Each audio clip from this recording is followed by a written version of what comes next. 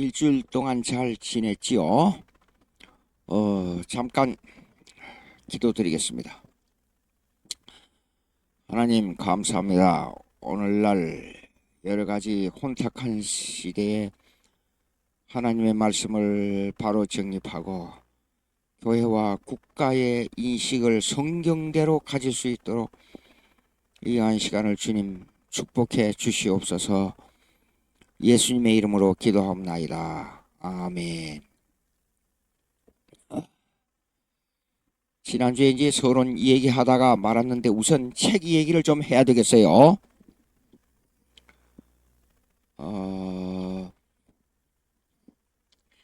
지난번에 김대한 목사님한테 이제 전화를 하니까 김대한 목사님이 이제 연락이 왔어요. 예. 근데 여기에다가 전화를 해야 됩니다.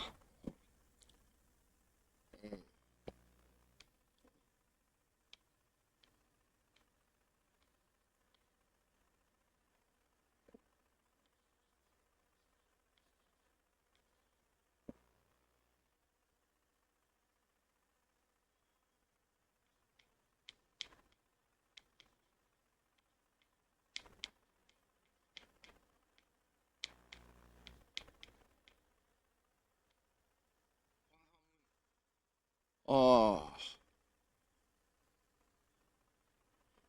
1522-8686 광화문 몰.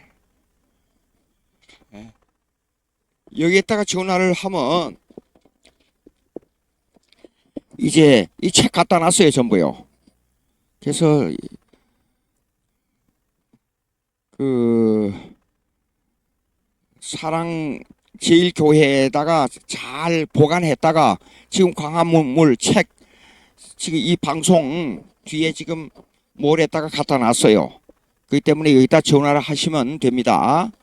예, 꼭 명심하시고 꼭 책을 이번에는 준비하셔야 됩니다. 예, 이 책은 이렇게 됐어요.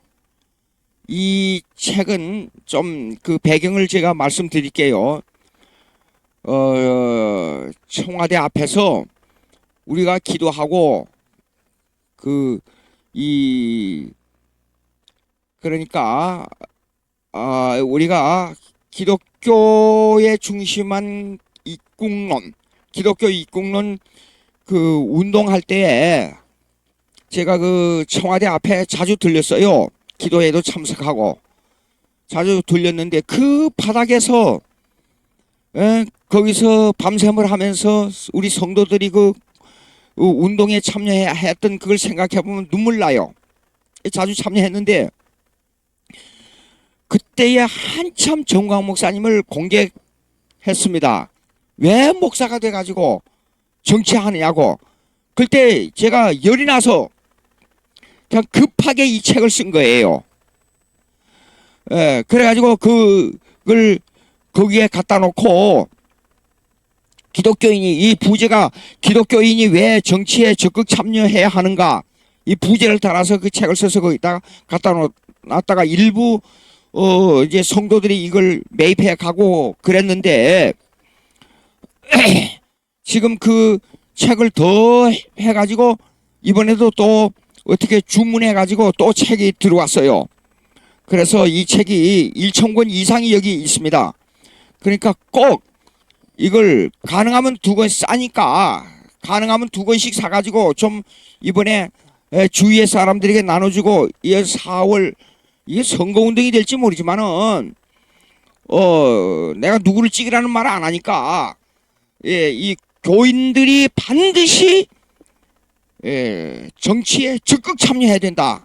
그걸 주지시키기 위해서 가능하면 이걸 좀 널리 펼치도록 그렇게 했으면 좋겠다는 생각이 듭니다. 이 전화번호가 1522-8686 광화문 몰에다가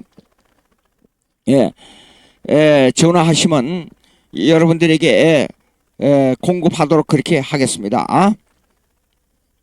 자, 지난번에 이 책에 들어있는 내용이지만은 이 책을 이해하기 위해서 제가 요점을 지금 20세기까지의 교회와 국가에 대한 요점을 설명하다가 중단되고 오늘까지 이 요점을 좀 마치려고 합니다.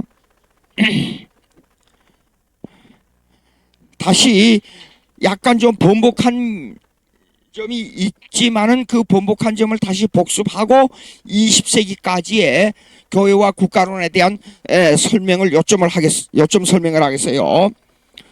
구약은 정치가 교회와 국가에 대한 정치가 테오크라시라 그래요. 테오크라시.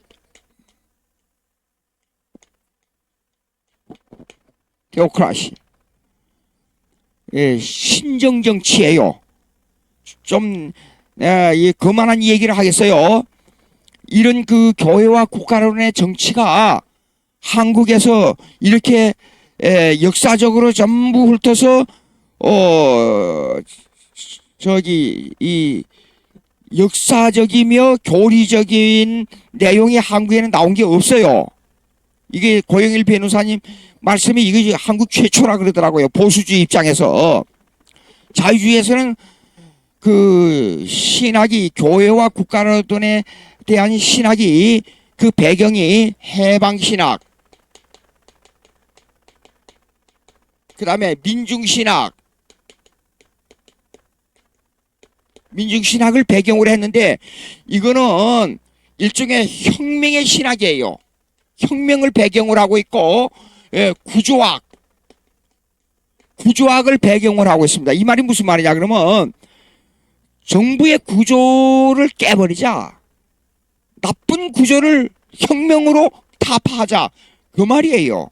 그러니까 아주 지엽적인 문제가 있습니다. 근데 이 사람들의 배경은 민중을 배경으로 하고 있어요. 국민을 배경으로 하고 있어요.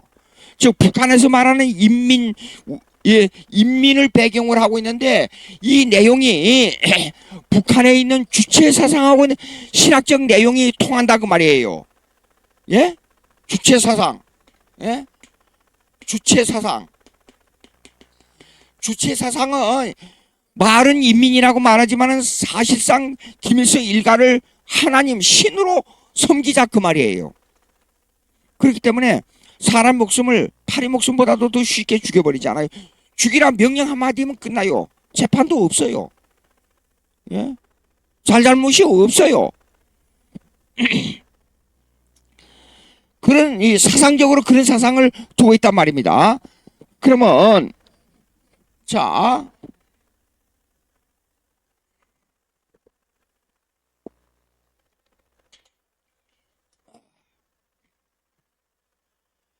구약은 테오크라시 신정 정치니까 하나님께서 직접 다스리는 정치인데 이게 무슨 말이야 그러면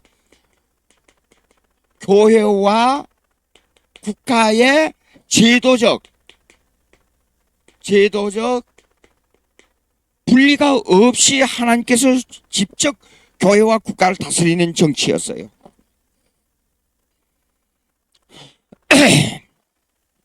그렇기 때문에 이 정치는 협소한 지역,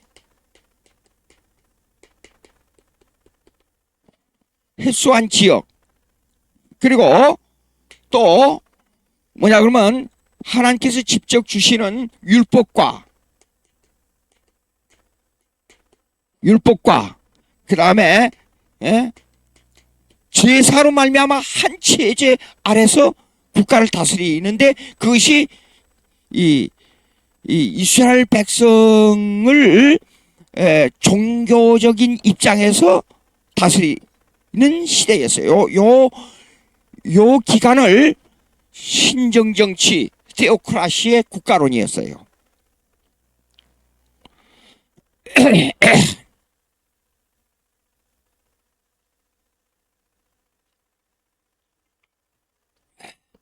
자, 그러면 이 국가는 이겠습니다. 율법에 대한 문제를 좀 보겠어요. 율법에 세 가지가 있어요. 첫째 계명,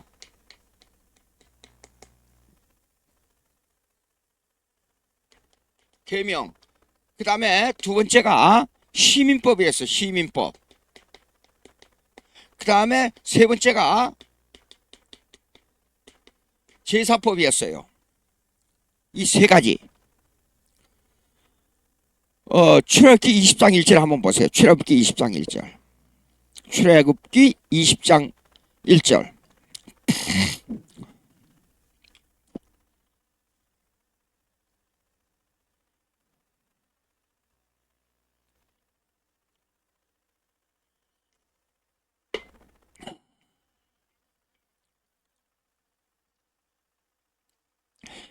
하나님이 모든 말씀으로 일러 가라사대 나는 너를 애굽 땅 종도의 전 집에서 인도하여 낸 너의 하나님 여호와로라. 자, 먼저 애굽 땅에서 이스라엘 백성을 건져내고 십계명을 줬어요. 애굽 땅에서 십계명을 잘 지켰기 때문에 인도해낸 게 아니에요. 먼저 조건 없이 은혜로, 그 은혜가 먼저입니다. 구약도 은혜가 먼저입니다. 은혜로 먼저 애굽 땅에서 종되었던 집에서 인도해낸 다음에 십계명을 줬어요. 자, 1. 계명. 그 두 번째 21장 보세요.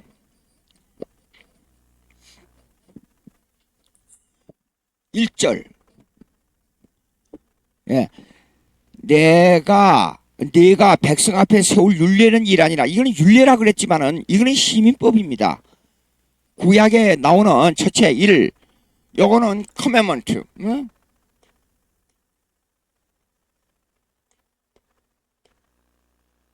그 다음에 이 시민법은 율례인데 스태티스라 그래요. 스태티스.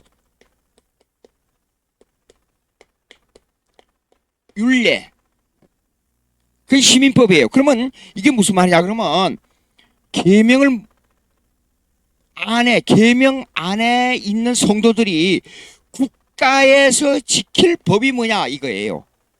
즉 교회 안에서 지킬 법은 계명이지만은 국가에서 지킬 법은 시민법이에요. 그래서 스태튜스, 교회와 국가론에 있어서. 그럼 보자고요. 2절 보시겠습니다. 내가 히브리 종을 사면 그 6년 동안 섬길 것이요 내 7년에는 값없이 나가 자유할 것이며. 국가법이잖아요. 종의 법이고요. 예. 그래서 쭉 이런 시민법은 국가이기 때문에, 넓은 범위이기 때문에 교회에서는 십계명의 한계가 있지만은 국가법은 엄청나게 많은 한계가 있어요. 그래서 25장으로 21, 22, 23, 24, 25장으로 넘어가 보겠습니다. 25장 1절.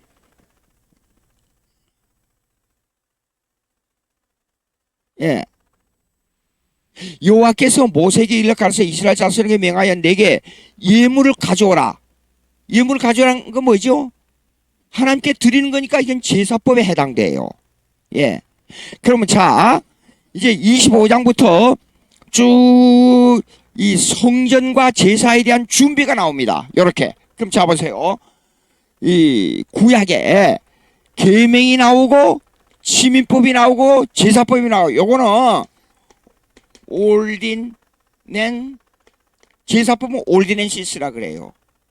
근데 이거는 우리 한국말 번역이 율례라고 돼 있는데, 내가 히브리 말을 가지고 찾아보니까 지금 한국 번역이 이거요, 규례와 율례를 혼돈해서 번역해 놓은 게 있어요. 근데 우리가 반드시 알아야 될 것은 교회와 국가로는 구약의 신정정치이지만은 반드시 세 가지 법을 말할 때 첫째 계명 커맨먼트, 그 다음에 시민법 스태튜스, 그 다음에 제사법 올디넨시스, 이 세 가지 법이 적용되어 있어요. 그런데 이 법이 한 국가 안에서, 한 교회 안에서, 즉 한 성전 안에서 집행됐다는 겁니다. 예? 어떤 의미에서 예루살렘의 성전에서 다스리는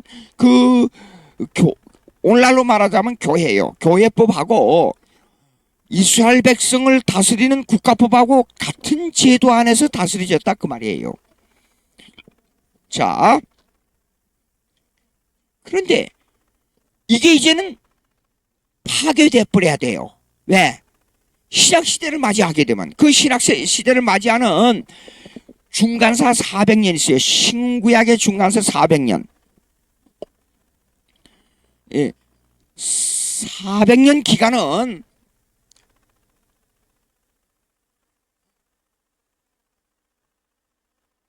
400년 기간은 이렇습니다. 구약의 신정 정치가 깨지고 신약의 종교 분리 정치가 정치로 바꿔지는 전초전 전환기 시대예요. 400년 중간사 시대는요. 근데 거기에 그러면 중간사 시대는 이랬습니다. 그 나타난 역사적 결과가 있는데 첫째 유대주의 사상의 파괴예요. 유대주의 사상의 파괴. 근데 거기에서 예수님 있잖아요. 예수님이 가장 이방 나라의 이방 사상을 공격하기보다도 예루살렘을 중심으로 일어난 유대주의 사상, 예루살렘과 그 유대주의와 서기관들과 제사장들을 막 공격했잖아요. 그 이유는 구약의 신정정치, 유대 중심의 신정정치를 깨라, 그 말이에요. 예. 자, 두 번째가 뭐냐 그러면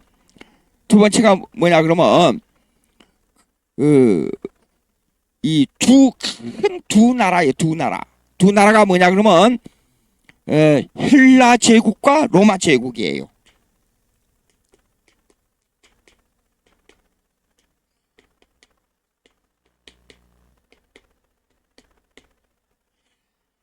헬라 제국과 로마 제국을 통한 예수님을 중심으로 한 신약 교회의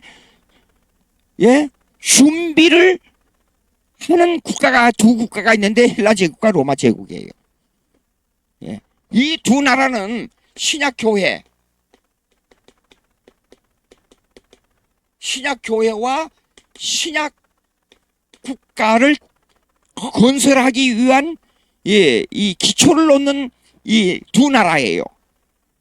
헬라 제국과 로마 제국이에요.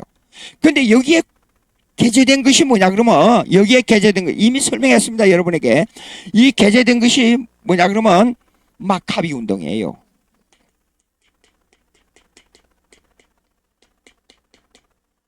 예. 마카비 운동이 뭐냐 그러면 구약의 이스라엘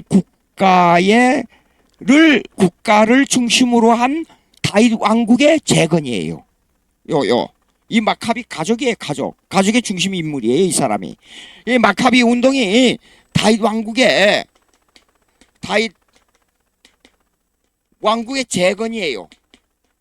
그래서 이 헬라 제국과 로마 제국에 반항해가지고 계속 이 대대 손손이 내려온 거예요. 근데 이러한 사건으로 말미암아 세 가지 파가 생겼어요. 유대주의 파에서.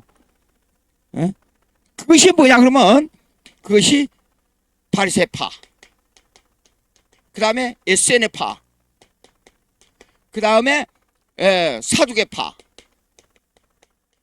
세 파가 생겼어요. 근데 가장 유대주의적 전통을 따르려고 한 파가 바리새파예요. 그러니까 예수님은 지금 사실상 유대인들을 위해서 이 땅에 오신 게 아니고 창세 전에 예정된 백성 이방인들과 유대인들의 상관없어요. 그 믿는 사람들이 아브라함의 자손이에요. 우리가 아브라함의 자손입니다. 그럼 구약의 유대인들은 이스라엘 백성의 전통을 이어온 유대인들이냐? 그게 아닙니다. 보세요. 구약을 읽어보세요. 이방인들이 얼마나 많이 들어왔어요. 지금 예수님의 족보 나오잖아요. 마태복음 1장에.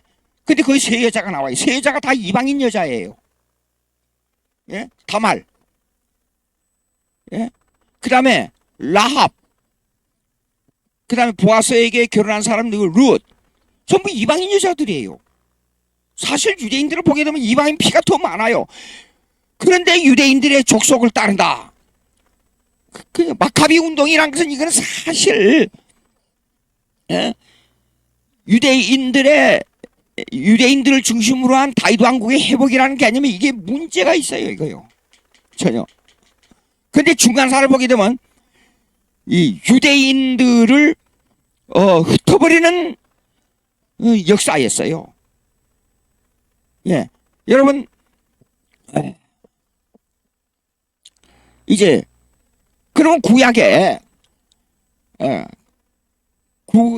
여기에 출애굽기 1장 출애굽기 25장 2장 나오고 성전의 개념이 이제 이어지잖아요.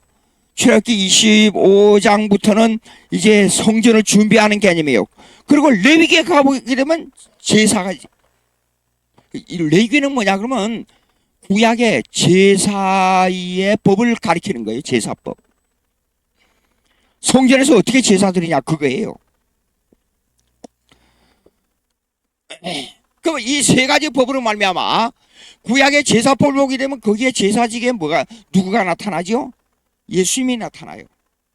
양으로 제사 드린 건 예수님이 십자가에 죽어서 제사장이 돼가지고 십자가에 죽어서 자기 몸을 하나님께 드리는 그걸 예표하고 있는 거예요. 그게 레위기예요. 예.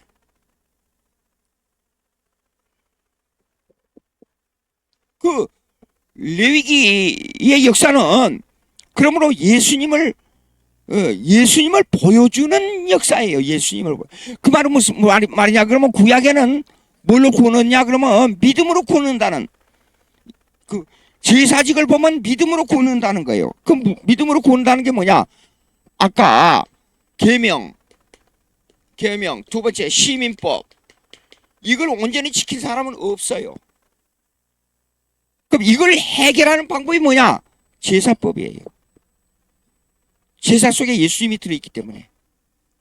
예수 믿고 구원한다 그 말이에요. 제사법이라는 것은. 근데 이걸 정치적으로 보자고요. 그 구약에는 이게 유대 민족만, 그죠? 이스라엘. 요거 왜 유대인하고 요거 좀 구분해야 돼요. 이스라엘은 다윗 왕국의 이전, 솔로몬 왕국의 이전에 이스라엘 민족이라 그랬어요. 근데 그 이후에 선지자들이 예언한 선지자들의 예언이 나오잖아요. 선지자들의 예언이. 근데 이때 이스라엘 국가가 솔로몬 이후에 남북으로 갈려져 가지고 밑에는 유대, 그 다음에 북은 이스라엘.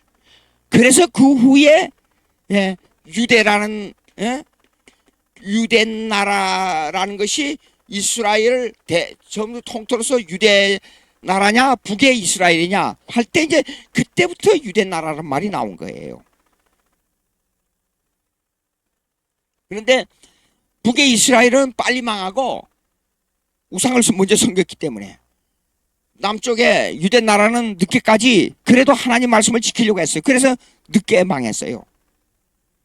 그 마지막 망한 것이 그러니까 말라기 이후에 400년 동안 예수님이 오시기까지 400년이라는 기간이 있었어요. 그러면 이 400년이라는 기간은 정치적으로 말하자면, 국가의 정치적으로 말하자면 교회와 국가가, 정치와 교회가 제도적으로 분리되는 준비 기간이었어요. 준비 기간이었어요. 오케이. 자, 그 준비 기간에 지난번에 말씀드린 대로 마카비 운동, 그 다음에 헬라 제국, 로마 제국이 있었죠.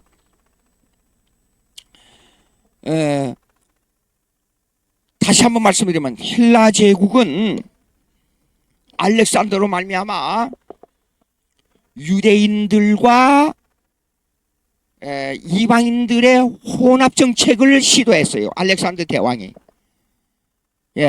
그 혼합 정책은 어떤 결과를 가져왔냐 그러면 유대인들이 이방인에게 흡수되는 결과를 가져왔어요.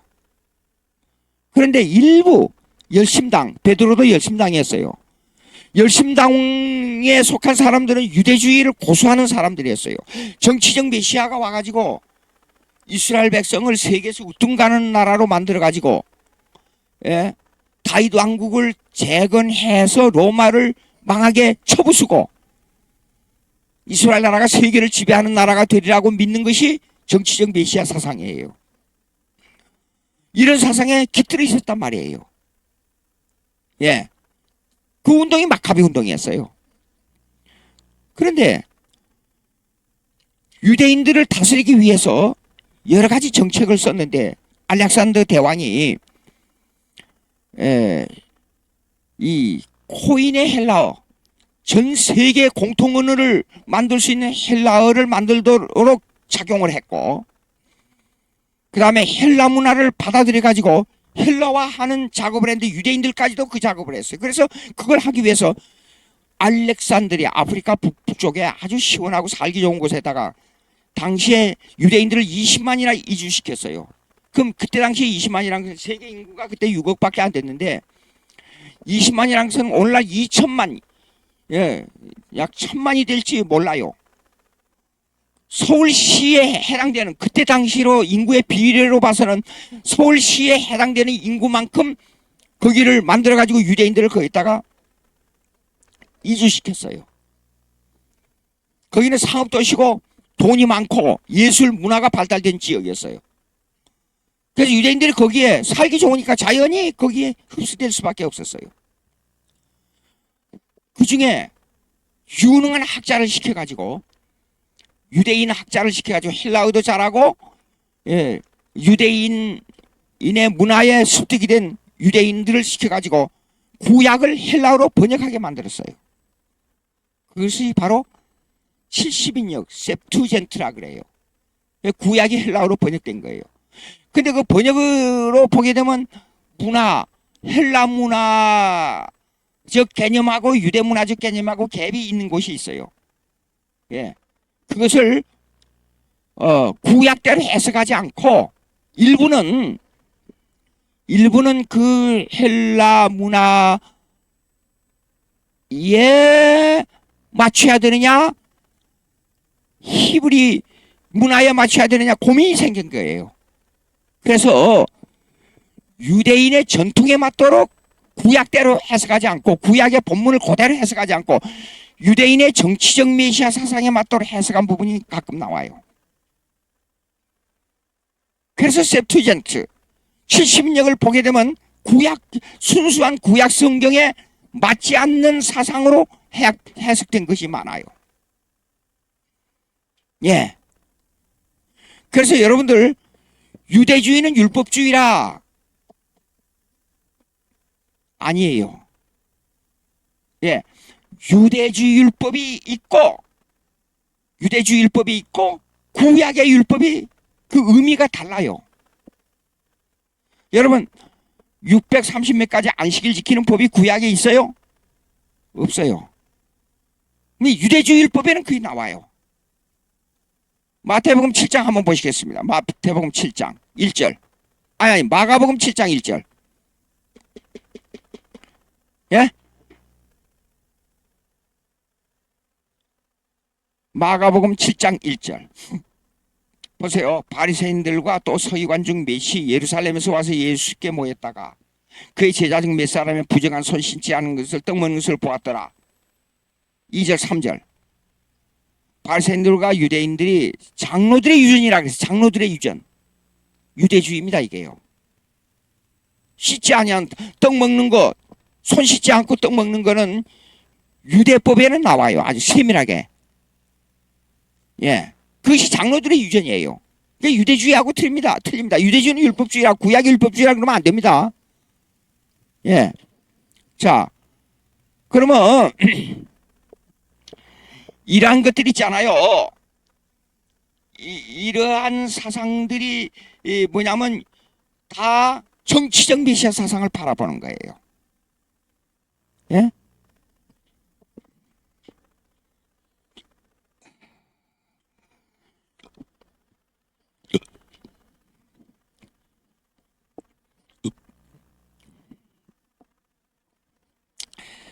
그렇기 때문에 예수님께서는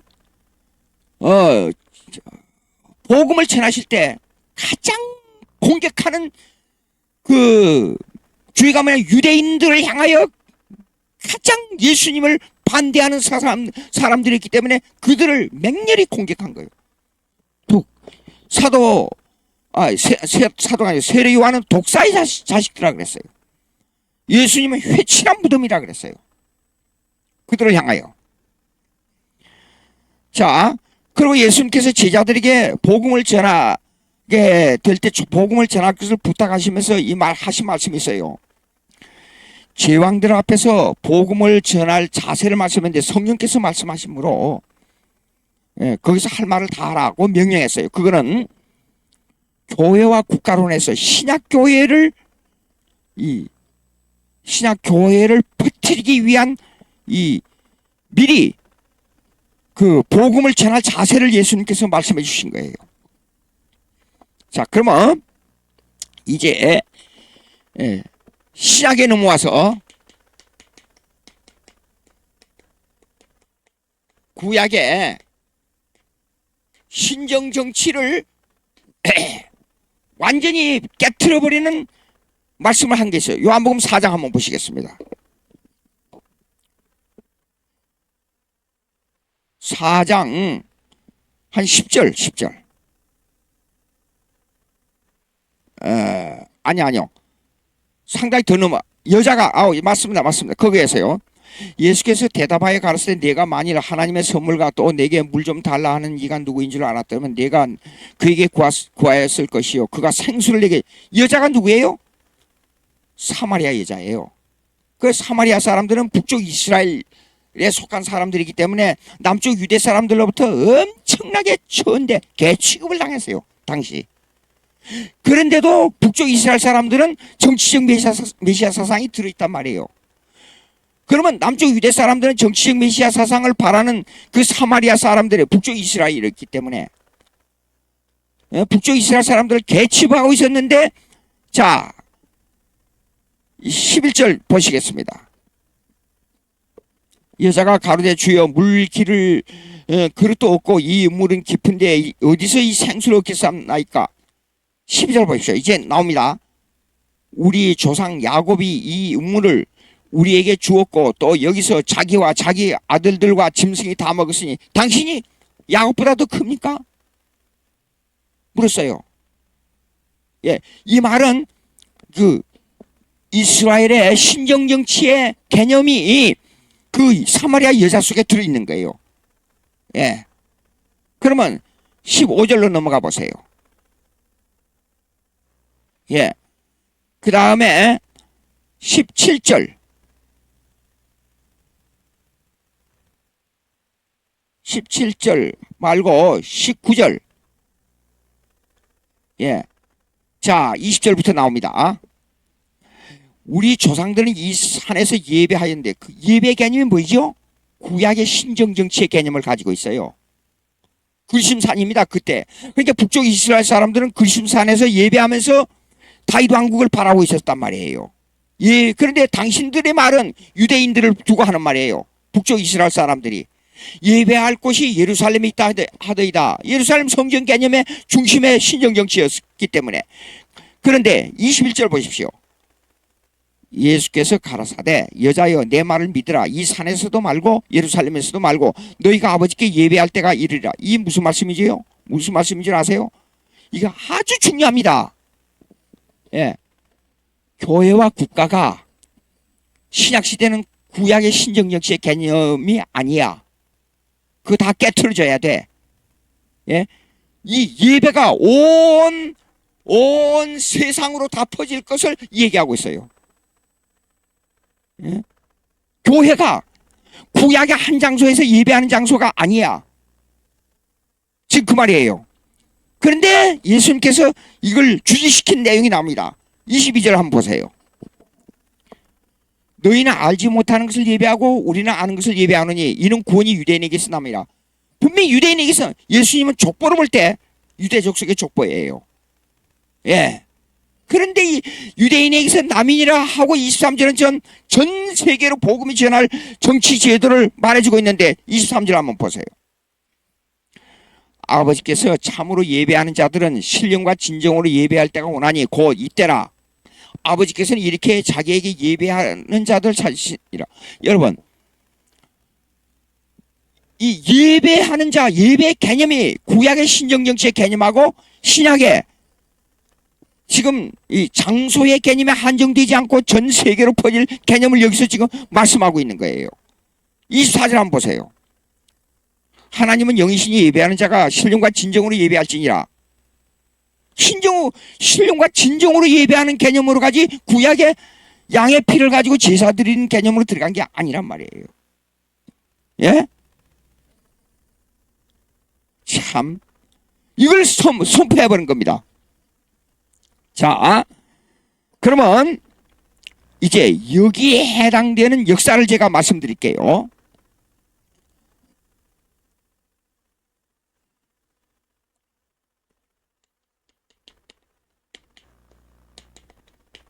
로마 정부요. 이제 헬라 정부는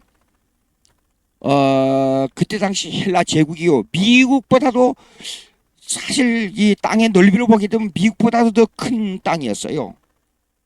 헬라 제국이요. 그러니까 그때 당시 문화가 발달되지 않는 이 통신이 발달되지 않고 교통이 발달되지 않은 그런 상태에서 미국 땅만큼 큰 나라를 다스린다는 것은 이거는 이 초자연적 정치 제도를 가지고 있는 거예요. 엄청난 겁니다.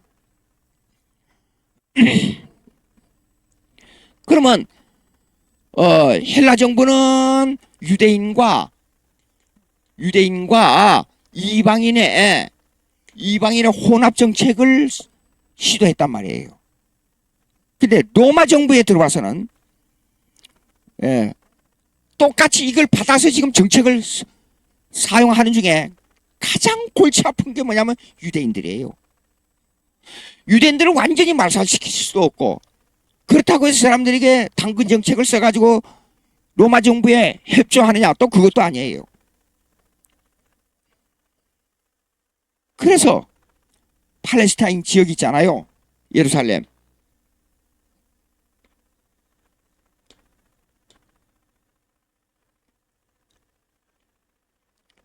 여기 갈릴리고 여기 갈릴리. 여기 사해예요. 사해. 이게 요단강이고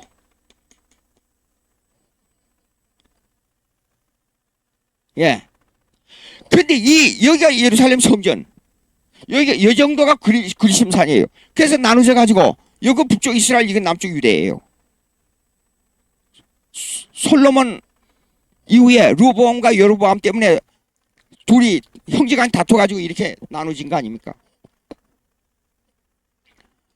근데 유대인들은 언제나 모든 이 정치 제도를 여기에만 한정을 두고 있었단 말이에요. 근데 예수님이 사마리아와 대화를 보니까 사마리아 대화를 볼 때 보니까 이 복음이 그리스도라 하는 복음이 다음에 25절 읽어보세요. 여자가 가로되 메시아 곧 그리스도라 하는 이가 오실 줄을 내가 아노니 그가 오시면 모든 것을 우리에게 구하시리라. 자 보세요.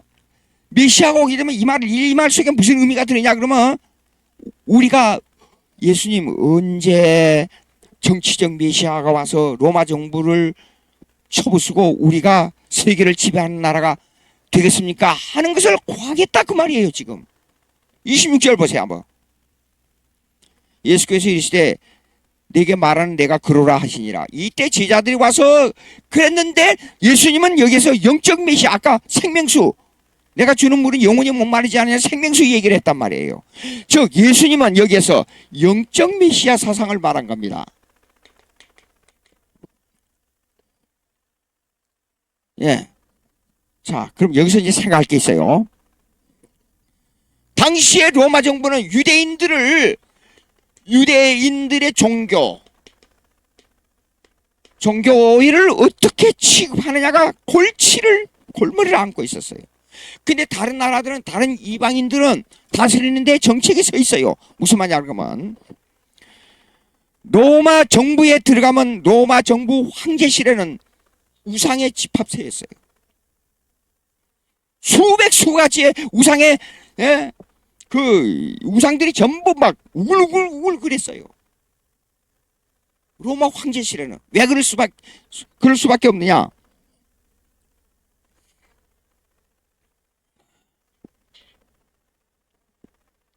자, 로마가 세계를 지배하고 미국에 가보면 이런 게 있더라고요. 미국에 이제 각처를 무슨 일이 있어서 텍사스도 가보고 뉴욕도 가보고 북쪽에 멤피스, 미네소타도 가보고 캘리포니아 저쪽 시애틀도 해서 보고 아리조나 뭐 온 천지를 일이 있어가지고 돌아다녔어요. 공부를 하면서도 돌아다니고. 근데 지역마다 문화가 다르다는 걸 알았어요. 이렇게 교통이 발달되어 있는 미국에서. 예. 그럼 미국은 전부 동부에서 서부 가면 옛날엔 기차로 갔지만은 지금은 전부 비행기로 가잖아요. 뉴욕까지 5시간이면 가요. 로스앤젤레스에서. 예. 근데 문화가 달라요. 아틀란타 총에 뭐 번역을 일이 있어서 여러 번 왔다 갔다 했는데 가보면 영국 문화예요, 거기는. 근데 북쪽에 멤피스 같은데 시카고 주에는 보니까 거기는 화난 문화예요. 또 이쪽에 몬트레이라는 데가 있어요. 캘리포니아. 그건 뭐 불란서 문화예요, 보니까. 오늘날에 그렇게 발달된 나라인데도 불구하고 그러면 로마가 세계를 지배할 때 각 지역에 이 기독교가 전체 기독교가 퍼져 있는 미국에서도 그래요. 근데 하물며 그때 당시에는 로마는 각 지역 국가가 있잖아요. 미국으로 말하면 캘리포니아 주, 텍사스 주, 알래스카 주 하듯이. 근데 미국에는 각 주마다 사형제도, 법을 하는 제도, 그 다음에 세금 내는 제도가 다 달라요. 그러니까 미국의 주법에 따라서 사형제도가 주정부 대법원에서 그걸 결정해요. 연방정부 아니에요. 그와 같이 로마 정부가 뭘 가지고 있었냐면 각 지역의 주정부마다 종교를 다스리는 그 종교, 모든 세상의 법은 여러분 보십시오. 종교에 따라서 국가의 법이 다른 것이지 국가의 법에 의해서 종교가 다른 게 아니에요. 예, 어떤 그 자유주의 신학자 좀 정신이 나간 사람은 이렇게 말하더라고요. 모든 국가는 문화 때문에 종교가 형성된다 그러더라고. 그런 정신없는 소리예요. 모든 국가의 법과 모든 국가의 문화와 모든 국가의 철학은 종교로 인하여서 발생하는 겁니다. 예? 근데 이 자유주의 신학자의 정신이 나간 사람은 이렇게 말하고 있어요. 국가의 법이나 문화로 인하여 종교가 생겨난대요.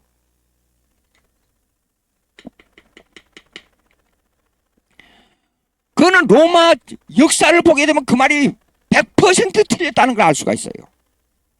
로마 정부는 당시에 종교를 다루는 이 문제에 있어서 이랬단 말이에요. 자, 보자고요. 로마 정부가 이렇게 형성이 돼서 여기가 황제가 중심이 됐다고 가정하자고요. 그러면 각 주마다 지역마다 다루는 법이 있잖아요. 그러니까 예수님 재판을 보라고요. 예수님 재판은 누가 사형권을 가지고 있었어요? 빌라도. 빌라도는 당시 행정과 사법부의 수장이었어요. 근데 지역을 다루는 그 왕은 누구냐면 헤롯 대 왕이었잖아요. 근데 헤롯하고 빌라도는 이제 정치적 이 다툼, 뭡니까? 이 contradiction, 이 반대되는 개념이 강했어요. 헤롯하고 빌라도는. 근데 예수님을 십자가에 못 박혀 죽이는 데는 같이 동조를 했어요. 예. 그럼 그 지역의 법은 유대주의 법에다가 기초를 둔 법이었었는데 예루살렘 중심으로 예루살렘의 제사장은 구약에 의하면 레위족 속에서 임명하도록 돼 있어요. 근데 400년 동안에 그 중간사를 거치면서 헬라 정부로 말미암아 이것이 유대주의가 희석되다 보니까 로마 정부에서 예루살렘 대제사장을 임명을 했어요. 그러니까 이게 정치적 집단이지 유대 종교적 집단이 아니에요. 그러면서 제사를 드리는 거는 구약의 행편에 따라서 제사를 드리려고 했단 말이에요. 그러니까 이게 두 가지가 모순되는 거예요. 막 혼잡이 되고. 예? 각 지역마다 이렇게 각 지역마다 정치를 정치 구조를 형성하고 여기에 법을 형성하는데 모든 종교를 다 받아들일 수밖에 없었어요. 로마 정부가. 그러니까 로마 정부의 황제실에 가면 이쪽에서는 태양신을 섬기고 이쪽에서는 달신을 섬기고 이쪽에서는 나무신 섬기면 태양신 섬기는 우상, 달신 섬기는 우상, 나무신 섬기는 우상을 다 흡수한 거예요. 그래가지고 그 종교에 의한 법을 다 인정한 거예요. 지방정부에게. 여러분 예수님의 재판 여러분 마태복음 27장 읽지 않아요? 그것을 확실히 읽을 수 있어요. 뭔 줄 알아요? 재판할 때 왜 빌라도가 예수님을 재판할 때 손을 씻고 피에 대해서 나는 무죄하다 그랬어요? 당시에 재판할 때 유대인들의 데모였어요. 강하게 우리는 그 내용 속에는 이런 내용이 들은 거예요. 우리는 정치적 메시아 사상을 가지고 로마 정부를 쳐부수고 유대인들을 중심으로 세계를 지배하는 다윗 왕국의 건설이 다시 되기를 원한다는 유대주의 사상이 들었는데 이것이 바로 유대 종교예요. 유대 율법에 의한 유대 종교예요. 그런데 예수님 개인을 놓고 재판을 해보니까 이 사람 죄가 없거든요. 빌라도가 보니까. 근데 빌라도가 예수님을 무죄라고 선고하고 싶어요. 근데 유대인들이 데모가 나서 난리가 나면 유대인들은 목숨을 걸고라도 자기 이 정치적 메시아 사상에 전 생명을 걸고 있거든요. 이 열심당파들이.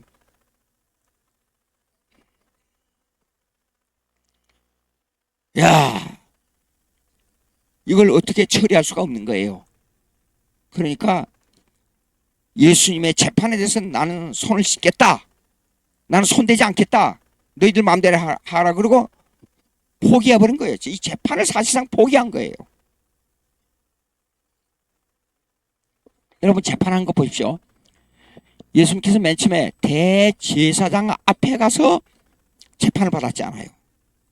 그리고 대제사장은 그 예루살렘에서 사법권을 가지고 있는 대제사장이요. 제사를 드리는 대제사장이 아니고 로마 시대는 정치권을 가지고 있는 대제사장이었어요. 예. 그리고 사내들인 그 70몇 명이 모여가지고 그 의견을 제시하는 것이 오늘날로 말하면 국회예요. 그 지방정부 의회. 그 회의에서도 결국은 예수님을 초행해야 된다고 빌라도 법정에다 넘겼잖아요.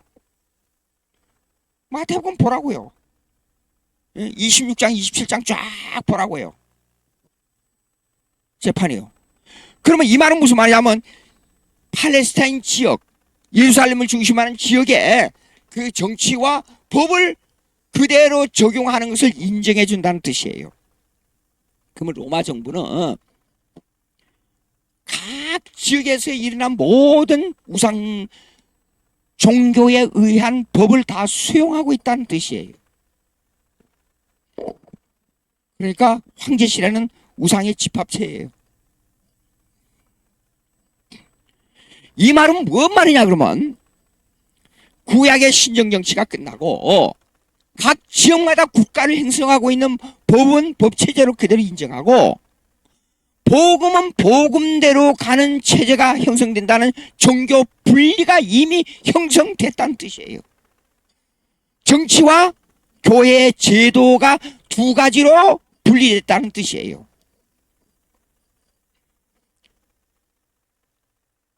즉 교회 제도는 뭐냐 그러면 신약에 이미 정해져 있잖아요. 여러분 사도 바울에 의해서 우리가 기록된 디모데 전후서를 읽어보세요. 교회 제도는 그때 어떻게 만들었어요? 교회 제도는 목사, 장로, 집사. 교회 제도가 구약에는 없었어요. 교회 제도가 이렇게 이루어진 거예요. 그리고 로마 정부로 일어난 국가 제도가 이루어졌어요. 예? 근데 예수님이 오신 것은 그냥 우연히 오신 게 아니라 때가 참에, 갈라디아서 3장에 때가 참에 오셨다 그러죠. 그 로마가 세계를 지배했어요. 복음이 각 지역, 각 나라, 작은 나라로 퍼질 수 있는 그 넓은 광장을 만들어준 거예요. 로마라는 국가가. 그리고 교회는 교회 제도를 이미 형성할 수 있도록 여건이 다 됐어요. 왜냐하면 헬라어로 가지고 세계 공동어가 돼버렸으니까. 근데 보십시오. 그 헬라어가 바로 신약이 기록된 언어예요. 예? 그 다음에 아까 유대인들이죠. 유대인들은 정치적 메시아 사상을 너무나 갈망했어요. 그런 조건들이 갖추어졌을 때 예수님이 이 땅에 오셨단 말이에요. 복음이 전 세계로 퍼져 나가기 위해서. 그러면 이 국가에 한 국가, 좁은 지역의 한 국가 안에서 이루어지는 신정정치는 유대인을 중심으로 집행이 될 수가 있었어요. 근데 이렇게 넓은 각 지역마다 국가가 따로 형성되고 종교가 따로 형성되어 있는데 이것이 복음이 침투해가지고 한 지역에서 행해졌던 그 신정정치의 제도가 이 넓은 데 행해질 수 있느냐? 불가능해요. 예? 그러니까 복음은 국가는 A라는 제도, B라는 종교를 가지고 C라는 법을 가지고 한 지역에서 행해질지언정 이것과는 다르게 다른 제도, 이거 별도로 다른 제도, 다른 제도와 다른 종교와 다른 법을 가지고 행할 수 있는 것이 있어야만 복음이 전해지는데 그게 교회 제도예요. 구약에 없는 목사, 장로, 집사 제도를 만들어서 집행하라는 거예요. 예. 그래서 정치와 교회의 분리가 된 거예요. 예? 정치와 교회. 근데 여기서 지금 서론적으로 나중에 다 말씀드리지만 서론적으로 말씀한 것은요. 이거는 복음으로 세계를 점령하려고 하는 제도적 분리이지 이것은 하나님의 주권하에서 분리가 아니에요. 무슨 말이냐? 성도가 두 영역에서 살아야 돼요. 국가의 영역과 교회의 영역에서 살아야 돼요. 그러나 하나님을 섬기는 일은 하나예요. 무슨 말이야? 교회를 통해서 하나님을 섬기는 것은 영적 위치에서 하나님을 섬기는 거예요. 영적 메시아를 하늘나라가 도래할 것이다. 천국이 올 것이다. 천국을 바라보는 영적 위치에서 하나님을 섬기는 거예요. 그러나 성도는 밖에 나가면 교회라는 국가 제도 위치에 서서 하나님을 섬겨야 돼요. 그거는 세상 나라이기 때문에 국가에 가서 죄를 범하고 자기 마음대로 살아라. 그리고 교회에서만 거룩하게 살아라. 그게 아니에요. 그렇기 때문에 교회는 정치에 적극 참여해야 악한 정부를 교회화할 수가 있어요. 교회의 상태로 바꿀 수가 있어요. 쉽게 말하면 이래요. 기독교인들에게 전도를 많이 하고 국가에 가서 일을 하면서 국가에 가서 일을 한다. 그 말은 대통령이나 국회의원만 된다는 말이 아니고 국가가 경영하는 모든 경제, 사회, 문화, 교육에 참여해야 된다. 그 말이에요. 거기서 일하면서 복음을 전파하고 거기에 일하면서 남보다도 더 성실히 일하면서 하나님 나라를 전하고 국가를 교회화하는 작업에 매진해야 된다. 그 말이에요. 여러분 지금 저도 여러 번 말했습니다만은 여러분 지금 많이 듣는 얘기지요. 기독교 입국론. 그것이 바로 그거예요. 그러면 기독교인들이 정치에 참여해야 돼요? 옛날에 정광 목사님을 공격하는 고신대학교 암흑의 교수가 그랬어요. 내가 그 사람 이름은 다 아니까 또 그 사람이 인격적으로 저기 공격한다 해가지고 또 명예훼손에 제가 또 재패 누가 옛날에 그 강의하다가 누구 이름을 들먹여가지고 제가 고소를 당해가지고 그것이 그냥 예, 누가 잘 도와줘가지고 그것이 그냥 없어져 버린 거예요. 무시돼 버리고 고소가 성립이 안 된 게 있었어요. 그래서 조심이 되는데 여러분 그 암계 교수가 정광 목사님을 공개하면서 왜 목사가 돼가지고 정치를 왜 하느냐 이게요. 예? 그럼 기독교의 국론을 만들려면 가만히 앉아서 목사 일만 하면 되죠. 예수 믿으라 그렇게만 하면 되는 거죠. 이 기독교에는 반드시 두 영역의 사다리처럼 살게 돼 있어요. 일반은 충의 영역과 특별한 충의 영역. 일반은 충의 영역은 뭐예요? 국가의 일원으로서 사는 거예요. 특별한 충의 영역은 뭐예요? 교회의 일원으로서 사는 거예요. 그러니까 둘 다 하나님의 영광을 위해 살아야 돼요. 그럼 국가로는 뭐냐면 기독교 이국론이 최종 한 단어로 딱 줄이자면 기독교 이국론이에요. 우리 교회가 서울에 하나만 있다고 가정하십시다. 하나만. 한 몇백 명이 몇천 명이 될지 모르지만 하나만 있다 가정하고 교회가 없어요. 한국에. 그러면 교회가 이 국가의 엄청난 힘을 발휘할 수 있어요? 안 돼요. 전국의 교회가 수없이 많아야 돼요. 복음을 전해가지고 국가가 교회를 어떻게 보느냐 하는 생각을 바꿔야 돼요. 한국에 제가 미국에서 오래 살다가 25년 가까이 살다가 한국에 와서 하는데 왜 이렇게 교회 유교 문화가 많아요? 왜 이렇게 여러분은 모를지 몰라요. 왜 불교 문화가 이렇게 많아요? 그리고 군사 문화가 많아요 또. 자기들끼리 다퉈놓고 목사님 보고 목사님이 잘못 가르쳐서 그렇다는 거. 자기들이 다퉈놓고 목사 핑계를 대요. 그게 군사 문화요, 유교 문화입니다. 유교 문화에서 뭐예요? 자식을 보고 자식을 보고 애비를 한다고. 애비가 잘못 가르쳐서 그렇다고. 그거 다 유교 문화입니다. 군사 문화고.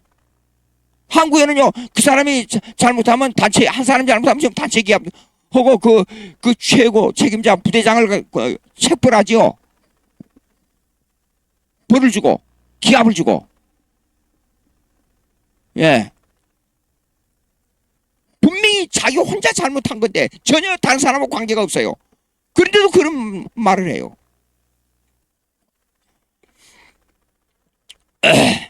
자 보십시오.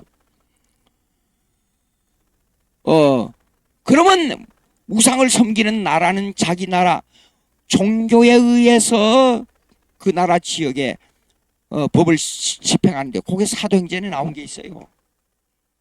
사도행전 16장입니다. 바울과 실라가 이 점쟁이 오늘날로 말하면 점쟁이에요. 이 점쟁이의 이 사탄의 능력을 쉽게 말해서 뺏어버린 겁니다.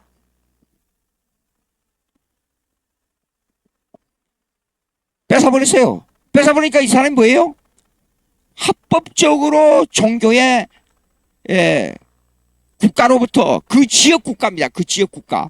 지역 국가로부터 합법적으로 이 직업을 가질 수 있도록 그 법적 근거를 가지고 있어요. 이 점쟁이가 쉽게 말해서 오늘날로 말하면 점쟁이에요. 그런데 이 점쟁이의 사탄의 역사를 쉽게 말해서 사도 바울이 뺏어버린 거예요. 그래서 이 사람이 점을 못 쳐요. 그러면 국가가 행하는 법을 어기게 된 거예요. 그래서 사도 바울과 신라를 감옥에 가둔 거예요. 예? 그런데 갑자기 옥문이 열려버렸잖아요, 밤중에. 예? 그래서 그걸 감옥에 가둔 법적 근거가 바로 이겁니다. 그러니까 로마 정부는 각 지역마다 모든 종교에 기초한 법을 다 받아들여 가지고 그 법을 집행하도록 각 지역 정부에다가 위임한 겁니다. 그러면 정교분리는 있잖아요. 정교분리는 사실상 제도만 분리지 하나님의 주권에서는 분리를 하면 안 돼요. 예? 기독교 입국론이 돼야만이 종교 분리라는 개념을 확실히 알 수 있는 거예요. 기독교 이국론이 뭡니까? 모든 국가는, 모든 국가의 법은, 모든 국가의 제도는, 모든 국가의 행정은 그 배후에 종교가 작용하고 있어요. 아프리카에 가보면 아프리카에 가보면 있잖아요. 기독교가 아닌 국가들이 있고 동남아에 가보면 기독교가 아닌 국가들이 있잖아요.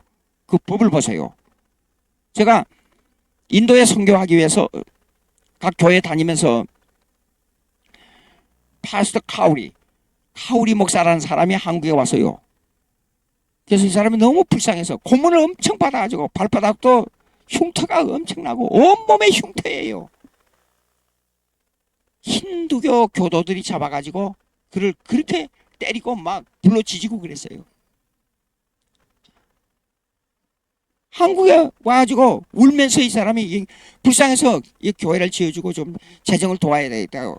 교회마다 방문하면서 모금해가지고 교회를 지어주고 그 생활비도 좀 도와주고 그런 일이 있어요. 근데 그 말이 뭔 줄 알아요? 아니 법이 있는데, 제가 그렇게 물었어요. 그 내용을 모르고 법이 있는데, 국가에 법이 있는데 너를 이렇게 하게 되면 가만히 놔두냐? 잡아다가 법적으로 처리해야 되냐? 처리해야 되지 않느냐? 근데 힌두교의 배경을 가지고 있는 인도이기 때문에 힌두 교도인들이 기독교 다른 종교의 기독교인들을 갖다가 이렇게 하는 것은 법적으로 보호를 못 받는다. 딱 이렇게 얘기하는 거예요. 무슨 말이냐? 법적으로 힌두교 종교가 그 나라의 모든 사상의 배경이 되기 때문에 힌두 교도들에 의해서 기독교인들을 죽이면 그걸 법적으로 처리할 길이 없는 거예요. 예? 그러면 기독교 입국론이라, 그러면 이 기독교 입국론이 안 된 나라들은 기독교인들이 이렇게 핍박을 받고 이렇게 300년 동안이나 로마 정부에 의해서 왜 기독교인들이 그렇게 많은 피를 흘렸느냐? 바로 이것입니다. 예? 정교분리라는 개념은, 여러분 교회와 정치에서 정교분리라는 개념은, 이 개념이 이 교회와 국가는 전혀 제도적으로 행정적으로 신앙적으로 전혀 다른 영역이다, 그런 뜻이 아니에요. 예? 즉 법적으로 제도적으로 이걸 다스리는 위치에서 그것만 다르다, 그런 뜻이에요. 기독교인들은 가서 종교를 개혁해서 기독교화하는 일뿐 아니라 기독교에 의한 문화, 기독교에 의한 철학, 기독교에 의한 법, 기독교에 의한 행정까지도 우리가 기독교화해야 될 의무가 있다, 그런 뜻이에요. 그래야 된다는 말입니다. 그것이 바로 기독교 입국론이에요. 여러분들은 모르시지만은 미국의 대통령 취임식은 겉으로 보기에 성경 놓고 목사님이 기도해가지고 선서하는 것, 그것만 보고 그것이 기독교라고 생각하지만 대통령 취임식을 한번 보세요. 근데 구체적으로 여러분 그 볼 기회가 없을 거예요. 이래요. 미국의 대통령 취임식은 예배로 시작해서 예배로 끝나고, 목사의 기도로 시작해서 기도로 끝나고, 그 다음에 모든 선서도 기도해서 기도로 끝나고, 그 다음에 마지막 그 만찬 회의석상에 들어가지 않아요. 그는 예배로 시작해서 예배로 끝나는데, 그거는 찬송, 헌금, 설교 다 해요. 기도 다 하고. 대통령이 헌금해야 돼요. 근데 아들 부시 대통령이 이제 그 마지막 그 예배 만찬에 이제 참여했어요. 근데 새 옷을 입고 와야 되고 몸을 깨끗이 다 해줘 준비하고 와야 되는데, 가만히 자기를 이렇게 뒤져보니까 지갑이 없는 거예요. 헌금을 못하지 않아요. 아들 부시 대통령이 헌금을 하려고 없어. 그 뒤에서 그 아버지 부시가 가만히 보니까 지갑을 놓고 왔다는 게 틀림없어요. 그러니까 자기 지갑에서 꺼내가지고 돈이 뭐 20불짜리가든지 100불짜리든지 저는 볼 수가 없었어요, 그때요. 그 아들을 탁탁 어깨를 치더니 헌금을 이렇게 줘요. 그러니까 헌금이 오니까 거기다 탁 넣더라고요. 예? 미국의 대통령은 대통령 취임식이 한국에서는 뭐 국민에게 이렇게 뭐 저거 선사합니다. 그걸 끝나버려요. 미국은 예배에서 시작 예배에 끝나버려요.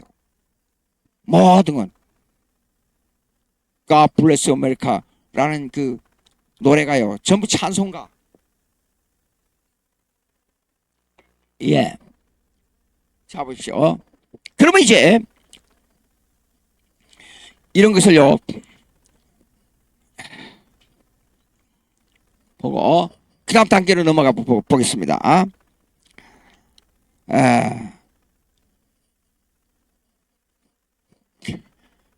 초대교회가 형성되고 초대교회가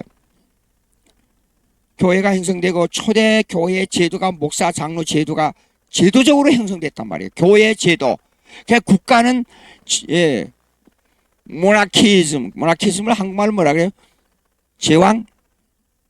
뭐 하여간 그 황제 제도가 이제 있어가지고 다스리는데 제도가 다를 뿐 아니라 그 종교에 의한 철학 개념이 정치 철학 개념이 전혀 다르기 때문에 로마 정부에서는 기독교인들을 왜 300년 동안이나 그렇게 많은 피를 흘리도록 박했느냐. 첫째, 사상적으로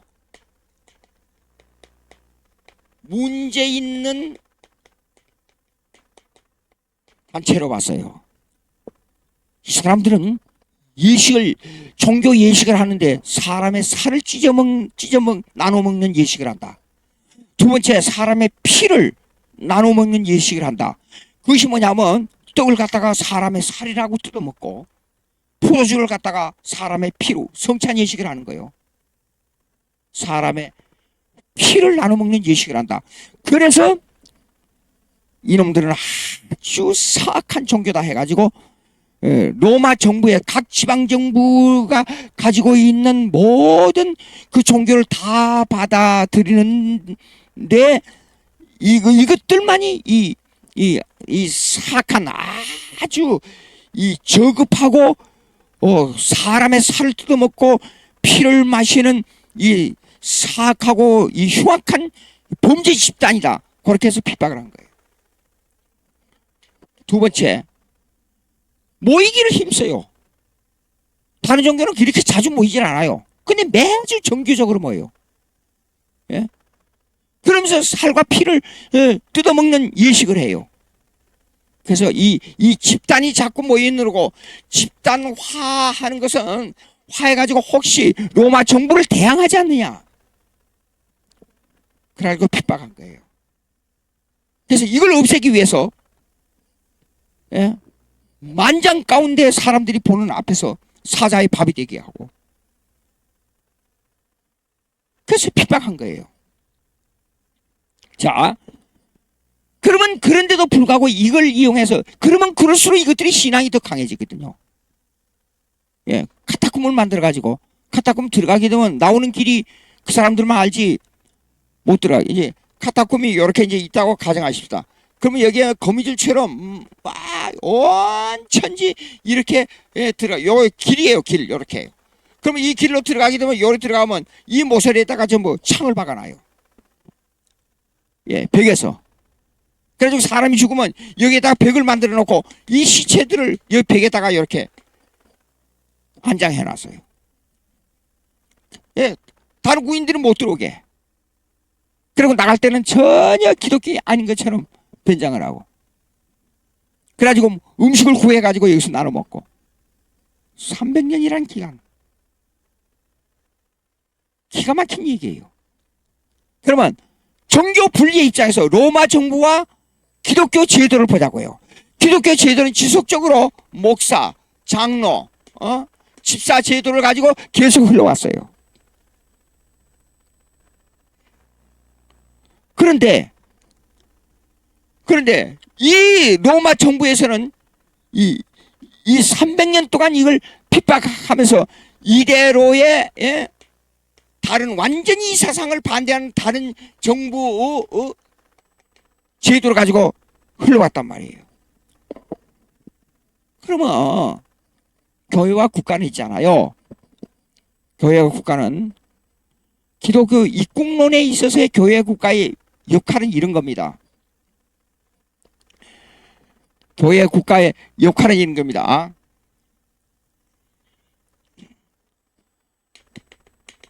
교회와 국가는 서로 서로 견제해야 돼요. 그 다음에 두 번째 서로 협력해야 돼요.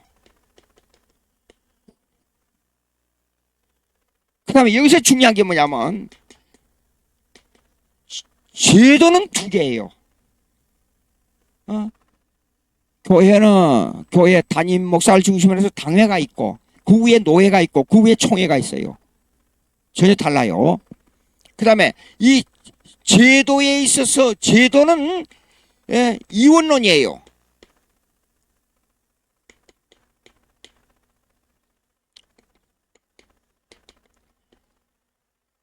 교회 제도와 국가의 제도가 따로 있단 말이에요. 예. 그러나 국가도 잘 되고 교회도 잘 될 때는 서로 협력을 해야 돼요. 예? 다른 이름으로 여러분 소요한 교수님 아시잖아요. 소요한 교수님이 그 전에 있을 때 이제 은퇴하고 나니까 제가 자꾸 여기 광화문에 좀 참여하자고 광화문에 제가 그래가지고 권에서 여기 와서 그렇게 요즘 만족해 하고 있어요. 왜냐면 보수주의 신학자이기 때문에 서유한 교수님이 저하고 사상이 통하지 않아요. 그래서 여기 와서 일하자고. 요새 아주 만족하고 있어요. 한국에서는 은퇴한 교수를 걸레 다 떨어진 신발짝처럼 내버려요. 그냥. 그 미국에서는 은퇴한 교수의 노하우를 사용해요. 그 경력을. 예? 그냥 한국이 이거는 아주 나쁜 거예요. 근데 내가 참 감사한 게 있어요. 정관 목사님은 사람을 알아봐요. 사람을. 경력이 많은 원로급들을 잘 대접을 해요. 이게요. 아이고 디모데 전후서 디도서 읽어보세요. 노인들을 어떻게 대하라, 젊은이들을 어떻게 대하라 다 나오잖아요. 젊은이들은요. 그들을 또 아주 귀중하게 생각해야 돼요. 우리나라의 꿈이 젊은이들이에요. 그들의 힘을 사용할 수 있도록 일을 시켜야 돼요. 젊은이들 아주 중요합니다. 노인들은 그 경험의 노하우를 우리가 응용할 줄 알아야 돼요. 예.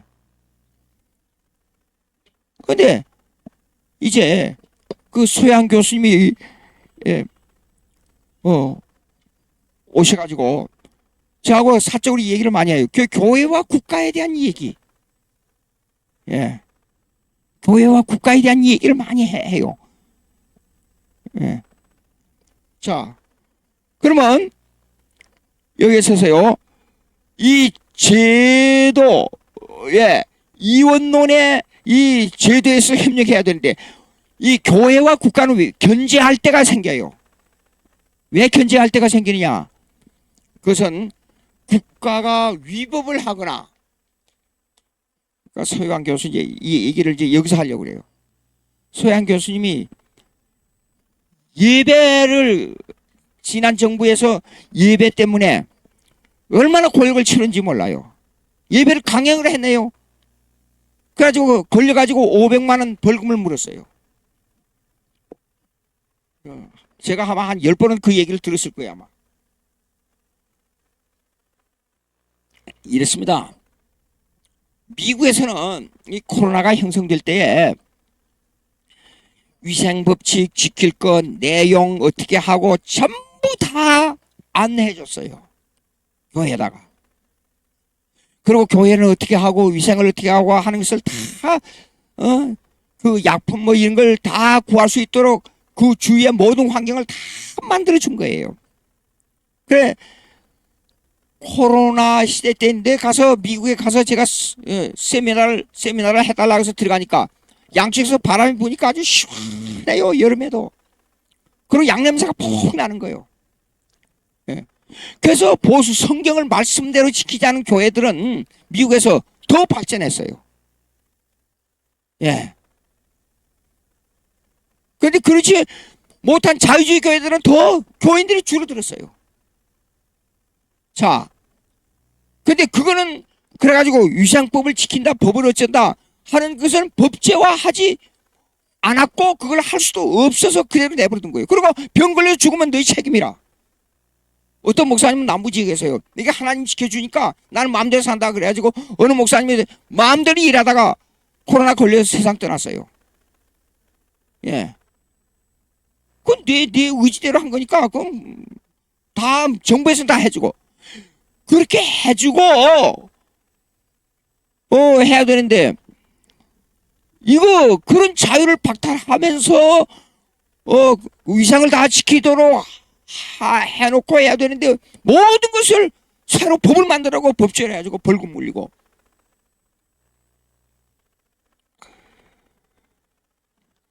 그런 일이 생길 때는 교회가 국가에 대한 견제 역할을 해야 된다 그 말이에요. 예? 미국처럼 모든 것을 이렇게 하고 이렇게 지켜자 해놓고 약도 준비하고 뭐 하고 해놓고 그 다음에 예방주사 맞는 것도 예방주사 얘기만 하지 그걸 반드시 맞아야 된다 해가지고 강요를 하지 않아요.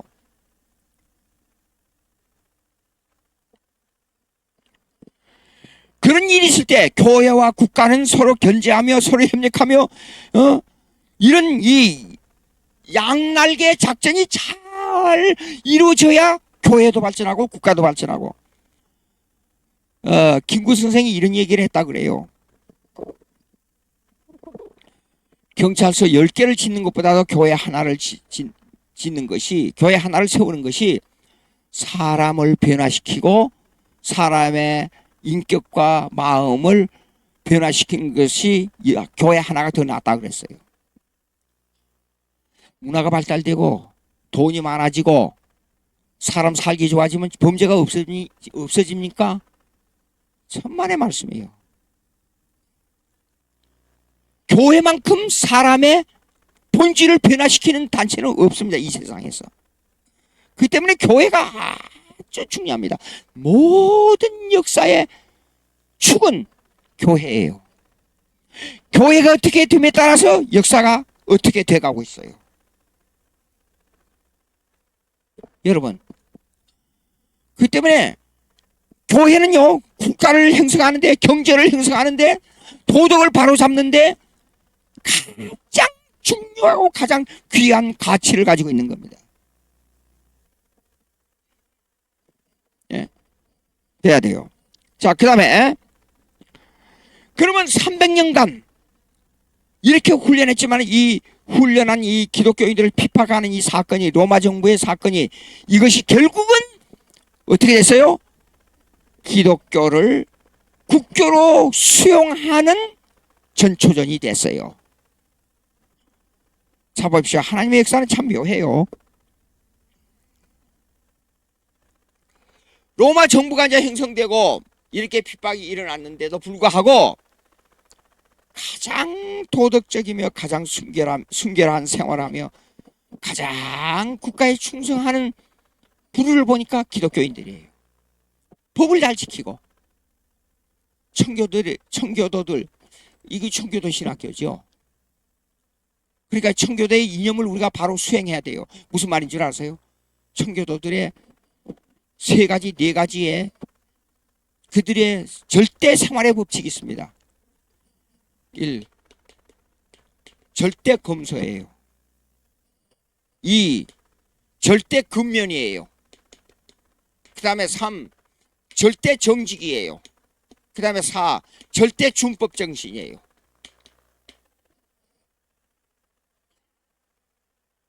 예, 이걸 수행하는 단체가 청교도들인데 이 청교도들은 근본적으로 어디서부터 시작했냐?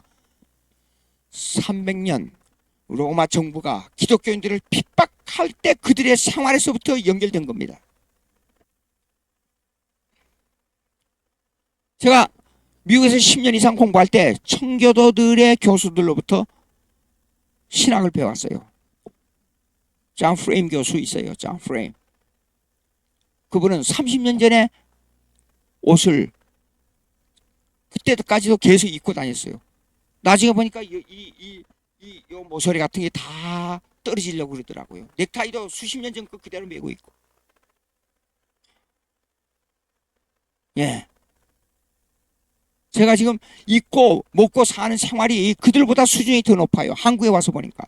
옛날에 제가 75년대에 미국 갈 때는 한국이 너무나 가난해서 미국 가게 되면 엄청나게 동네 사람들이 와서 쳐다보고 우리 가족들이 공항에 나와서 김포공항에 나와서 울고 그랬어요.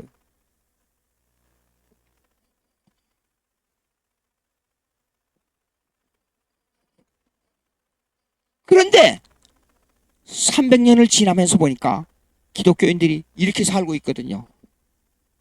제왕들이 이 사람들의 호감을 가지기 시작한 거예요. 그런데 콘스탄틴 대제,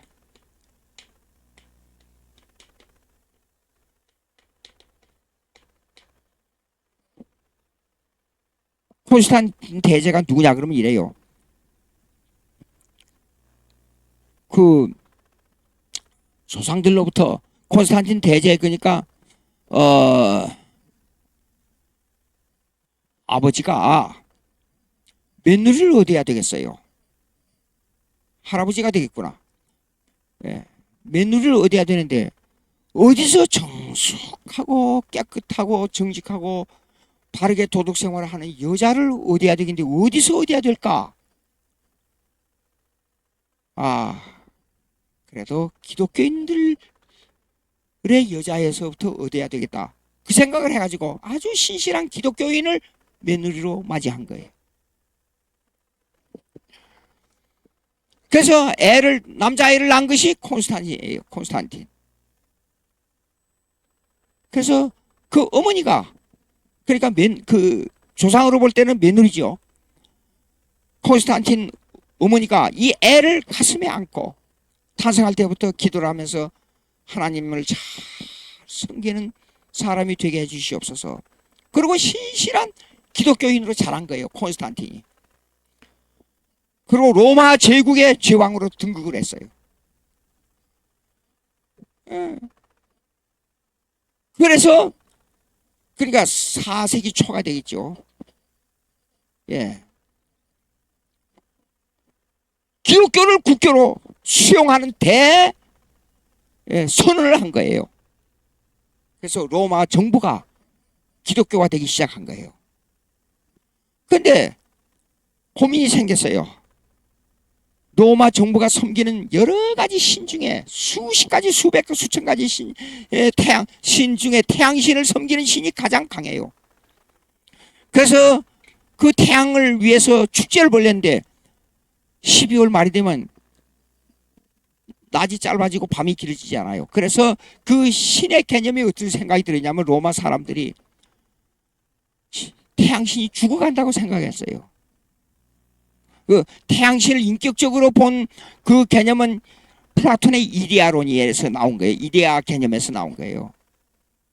태양 속에 이데아라는 신의 개념이 있다 그렇게 생각한 거예요.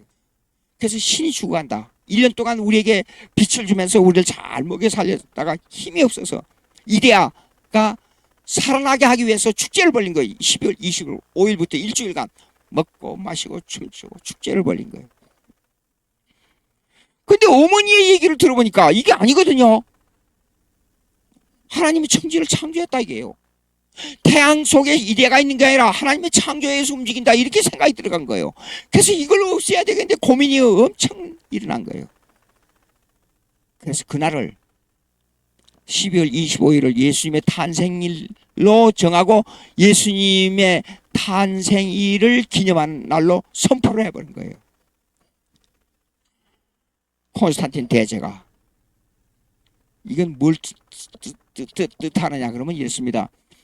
정교 분리의 개념에서 보자고요. 정치와 교회의 개념에서 보자고요. 그러면 정치의 교회와 개념에서 로마 정부는 기독교 이 제도에 있어서 기독교를 핍박하는 단체로 등극했어요. 그래서 서로 이것이요 견제 역할을 해야 되는데 견제 역할이 아니고 즉 교회가 아니 정치가 일반 정치가 국가가 교회를 핍박하는 단체로 있었는지 견제하고 협력하는 단체가 아니고 핍박하는 단체로 돼버렸는데 그것이 뭐냐? 그걸 국가 권력형이 돼버린 거예요. 국가 권력형. 예? 근데 이 국가 권력형이 이제는 제대로 돌아왔는데 견제하고 협력하는 종교 분리형으로 들어오기 시작한 거예요. 로마 정부와 교회가 콘스탄틴 대제로 말미암아 국가에서 기독교를 국교로 받아들이고, 예? 국가는 국가의 제도를 이끌어가고 이렇게 된 거예요. 이게 역사예요. 그럼 이 역사는 뭐예요? 기독교 입국론이 형성될 때 국가는 엄청난 부흥을 가져올 수 있다는 것을 우리에게 가르쳐주고 있어요. 왜? 1천년 동안 그뒤로부터 4세기 동안 이것이 교회로서는 감독제가 잘 정착이 됐고 4세기 이후에 5세기까지 그 다음에 5세기 이후에는 국가가 발전돼가지고 정착이 돼서 1천년 세계를 지배하는 나라가 됐어요. 그런데 너무 평안하고 너무 배부르면 사람이 타락하게 돼 있잖아요. 12세기부터 예? 이성주의 스콜라주의가 들어와서 인간 이성 합리성이 판을 치기 시작하더니 14세기 르네상스가 일어나고 14세기 르네상스로 말미암아 로마 캐톨릭 교회가 타락의 절정에 이루게 돼서 16세기 종교개혁이 나온 거예요. 언제나 이 말은 뭘 뜻합니까? 교회와 국가는 사람이 악하기 때문에 타락의 기회가 반드시 오게 되는데 너무 배부르면 타락이 오게 돼 있어요.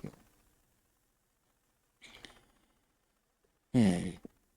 시간이 됐습니다. 여기까지 하고 이제 종교 분리가 다 됐는데 교회로 기울어지냐 정치로 기울어지냐 하는 문제인데 로마 캐톨릭 중세 1천년 동안은 교회가 세계를 지배한 로마 정부까지로 지배한 사건을 다음에 다루도록 하겠습니다. 기도하겠어요. 하나님 아버지 감사합니다. 오늘 저희들에게 은혜를 주셔서 하나님의 역사를 통해서 교회와 국가론을 생각하게 됐습니다. 잘 배워서 국가에도 충성된 사람이 되고 교회에도 충성된 사람이 될 수 있도록 도와주시옵소서. 예수님의 이름으로 기도하옵나이다. 아멘.